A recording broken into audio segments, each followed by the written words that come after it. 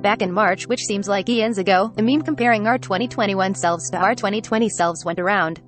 Needless to say, the more current state was withered, having been through a year of the pandemic at that point.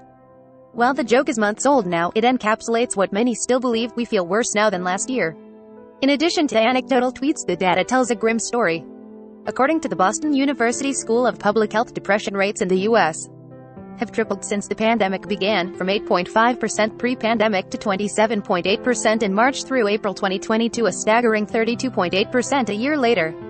Why did 2021 feel worse than 2020? We've experienced 2 years of disappointment, trauma, and a continued uncertainty that'll bleed into next year, and perhaps beyond. While systematic reform is necessary for lasting change, there are tactics individuals can use to feel a bit better going into 2022. Part of that is understanding why the past 2 years have been so emotionally traumatic, as our brains and bodies have tried to cope with the pandemic and more. We didn't know what we didn't know. We were more hopeful in 2020, said Sylvia M. Duchevich, psychotherapist and founder of the Critical Therapy Center, which provides therapy to individuals, couples, and groups. When the pandemic first began, we had no idea how long it'd drag out. We made now quaint-seeming predictions: in 2 weeks, 3 months, 6 months, this would all be over. We also believed that vaccines would eradicate the virus. In 2021, we confronted the truth: COVID is still here with vaccines, and may never go away. The safety and security we thought jabs would bring never came, or if they did, the relief was painfully short-lived, as the emergence of variants sent us right back down the panic spiral again. This cycle has taken a toll on our mental health, explained Duchevich. When you look forward to something and then you're disappointed over and over again, she said, it can lead to a lot of emotional trauma and depression. Brittany Becker, LMHC and director at The Dorm, a treatment community for young adults in New York City and Washington, D.C., has seen an uptick of frustration, confusion, and overwhelming anxiety from clients this year. We also had to cope with a bleak reality that more people died of COVID in the U.S. in 2021 than 2020. The death rate is at around 410,000 this year as of mid-December, compared to 385,000 last year, according to the CDC. Not only is this a depressing statistic, but also, it has reverberations throughout the country.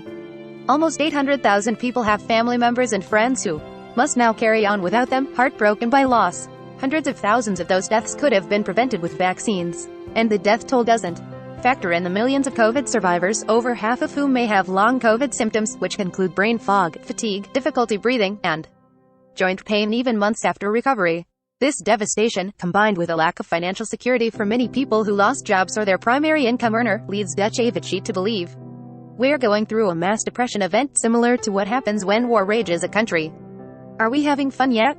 In the midst of tragedy, some people are attempting to enjoy being able to go out and travel again, albeit with precautions, and for who knows how long, but that may just put us in an emotional gutter.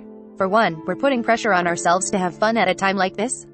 We're shooting ourselves, said Duchevich. I should go out, I should be having a good time, I should want to see my friends.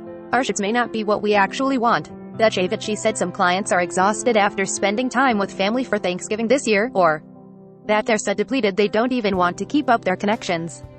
One of the reasons people are feeling a lot more depressed is also because it takes a lot to be with others and to be present, she said, and they might feel emotionally drained more than ever. Since we went so long without socializing, we have to recalibrate both how we go about it after a traumatizing time, and if we even want to. Plus, there's the seemingly ever-present COVID anxiety that lurks with each gathering. We pile on even more negative emotion by judging ourselves for feeling depressed, anxious, or tired. We wonder why we're not happy, which doesn't induce joy but instead brings on more mental pain. One of the reasons people are feeling a lot more depressed is also because it takes a lot to be with others and to be present. Psychotherapist Sylvia M., who's feeling it the most. The pandemic has caused long-term stress for all of us, but some feel the strain more.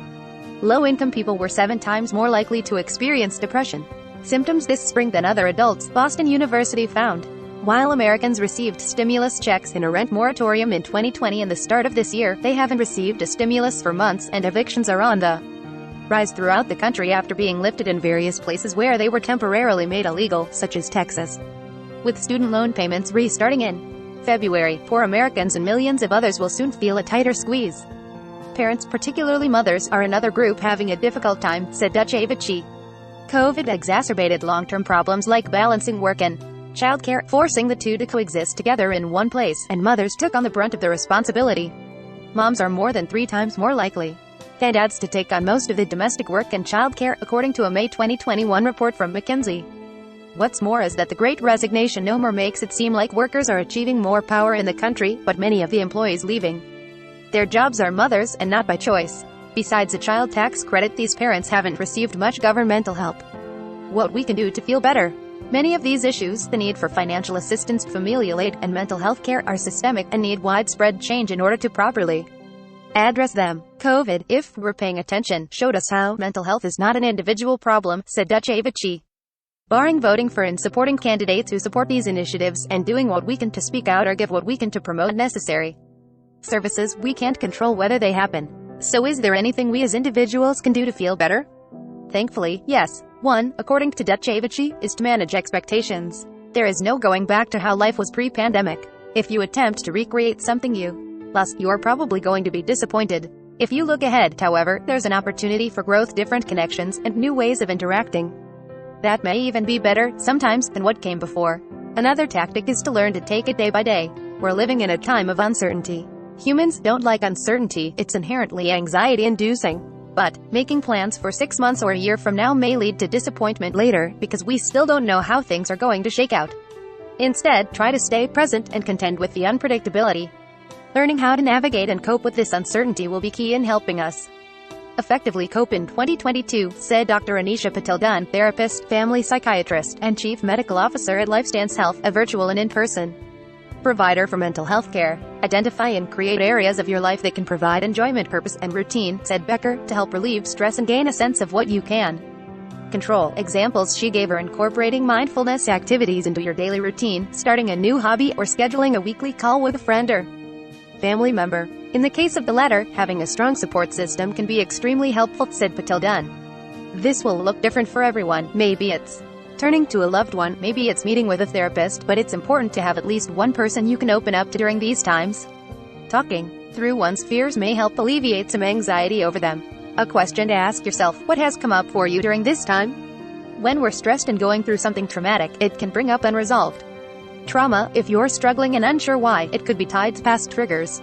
Discuss this with a mental health professional if possible, or lean on your support system. Ultimately, feel the sadness and anxiety of the moment. Don't pathologize and ask what's wrong with you, or why you aren't happy. We are still in a pandemic, and people are dying every day. It makes sense to feel awful, and pushing it away will only make it worse. Be kind to yourself. Skip the holiday parties you don't have energy for, and make time for activities you do enjoy, even if they're different from yours. The pandemic won't cease to exist once 2022 begins, but hopefully, with these tips, we can go into the year feeling marginally better. If you want to talk to someone or are experiencing suicidal thoughts, Crisis Text Line provides free, confidential support 24/7. Text CRISIS to 741,741 to be connected to a crisis counselor. Contact the NAMI helpline at 1-800-950-NAMI, Monday through Friday from 10 a.m. to 10 p.m. Eastern Time, or email info@nami.org. You can also call the National Suicide Prevention Lifeline at 1-800-273-8255.